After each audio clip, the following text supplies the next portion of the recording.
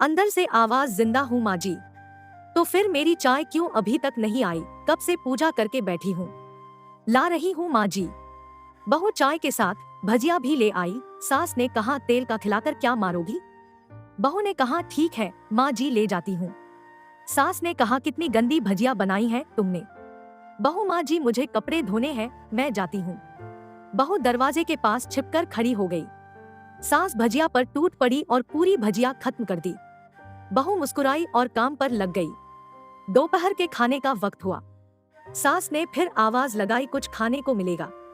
बहू ने आवाज नहीं दी। सास फिर चिल्लाई, भूखे मारोगी क्या? बहू आई सामने, खिचड़ी रख दी।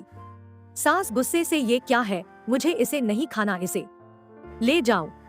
बहू ने कहा, आपको डॉक्टर ने दिन में खिचड़ी खाने को कहा है, खाना तो पड़ेगा ही। सास मुंह बनाते हुए, हाँ तू मेरी माँ बन जा। बहू फिर मुस्कुराई और चली गई। आज इनके घर पूजा थी। बहू सुबह 4 बजे से उठ गई। पहले स्नान किया, फिर फूल लाई, माला बनाई, रसोई साफ की, पकवान और भोज बनाया। सुबह के 10 बज गए। अब सास भी उठ चुकी थी। बहू अब पंडित जी के साथ भगवान के वस्त्र तैयार कर रही थी। आज ऑफिस की छुट्टी भी थी, उनके पति भी घर पर थे। पूजा शुरू हुई। सास चिल्लाती, बहू ये नहीं है, वो नहीं है। बहू दौड़ी दौड़ी आती और सब करती। अब दोपहर के 3 बज गए थे। आरती की तैयारी चल रही थी। पंडित जी ने सबको आरती के लिए बुलाया और सबके हाथों में थाली दी। जैसे ही बहू ने थाली पकड़ी, थाली हाथों से गिर पड़ी। शायद भोज बनाते हुए बहू के हाथों में तेल लगा था, जिसे वो पोंछना भूल गई थी। सारे लोग तरह तरह की बातें करने लगे। कैसी बहू है, कुछ नहीं आता, एक काम भी ठीक से नहीं कर सकती, ना जाने कैसी बहू उठा लाए। एक आरती की थाली भी संभाल नहीं सकी। उसके पति भी गुस्सा हो गए, पर सास चुप रही, कुछ नहीं कहा। बस यही बोल के छोड़ दिया, सीख रही है, सब सीख जाएगी धीरे धीरे। अब सबको खाना परोसा जाने लगा। बहू दौड़ दौड़ के खाना देती, फिर पानी लाती।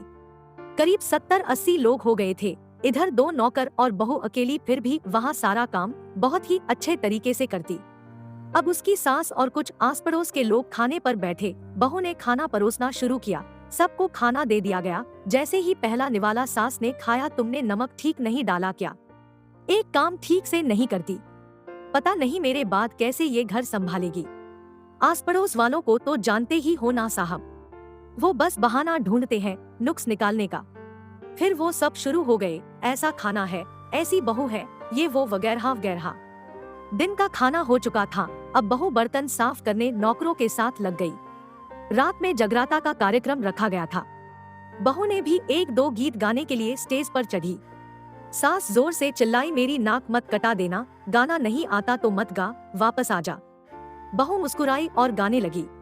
सबने उसके गाने की तारीफ की, पर सास मुंह फुलाते हुए बोली, इससे अच्छा तो मैं गाती थी जवानी में, तुझे तो कुछ भी नहीं आता। बहू मुस्कुराई और चली गई। अब रात का खाना खिलाया जा रहा था। उसके पति के ऑफिस के दोस्त साइड में ही ड्रिंक करने लगे। उसका पति चिल्लाता, थोड़ा बर्फ लाओ, तो सास चिल्लाती, यहाँ दाल नहीं है। फिर चिल्लाता, कोल्ड ड्रिंक नहीं है, पापड़ ले आओ। इधर उधर आखिरी में उसके पति की शराब गिर पड़ी उसके एक दोस्त पर और बोलत टूट गई। पति गुस्से में 2 झापड़ अपनी पत्नी को लगाते हुए कहता है, जाहिल कहीं की, देखकर नहीं कर सकती, तुझे इतना भी काम नहीं आता। सारे लोग देखने लगे। उसकी पत्नी रोते हुए कमरे की तरफ दौड़ी। फिर उसके दोस्तों ने कहा, क्या यार, पूरा मूड खराब कर दिया, यहाँ नहीं बुलाया होता, हम कहीं और पार्टी कर लेते। कैसी अनपढ़ गंवार बीवी ला रखी है तूने, उसे तो मेहमानों की इज्जत और काम करना तक नहीं आता, तुमने तो हमारी बेइज्जती कर दी। अब आस पड़ोस की औरतों को और बहाना मिल गया था। वो कहने लगी, देखो क्या कर दिया तुम्हारी बहू ने, कोई काम की नहीं है। मैं तो कहती हूँ अपने बेटे की दूसरी शादी करा दो, छुटकारा पाओ इस गंवार से।